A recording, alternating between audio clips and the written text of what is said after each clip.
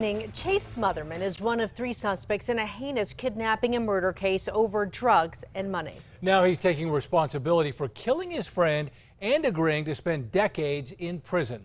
News 13's Chris McKee spoke to Smotherman's attorney about it today. Chris? Dean and Jess, facing the possibility of the death penalty in a federal court trial, Smotherman took a plea deal in one of the most graphic murder cases Albuquerque's seen in recent years. His attorney says the murder was fueled by drugs and a sense of betrayal.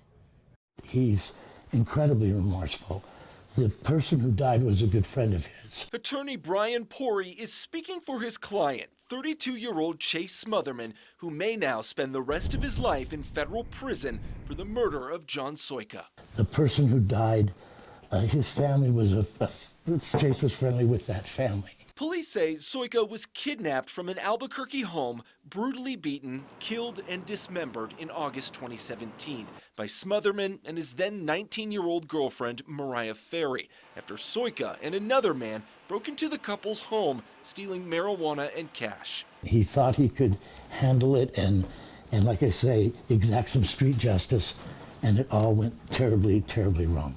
Today, Smotherman took a plea deal in federal court to 2 kidnapping-related crimes, both of which were captured on graphic cell phone video that a jury would have had to watch in trial. Mr. Smotherman did not want to put the victims and the victim's family through the trauma of a jury trial.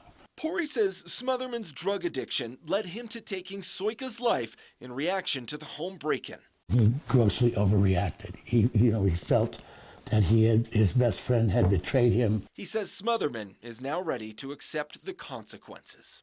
Anyone who's ever battled a drug addiction will tell you, when you stop being a drug addict, it's like waking from a nightmare. You can't believe the things that you've done. And I know that Chase felt that way.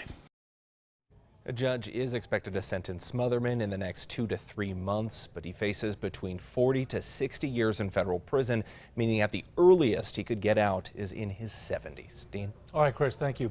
Court records show Smotherman's girlfriend, Mariah Ferry, is also expected to take a plea deal in this case. It is unclear what charges she may plead to. A former landlord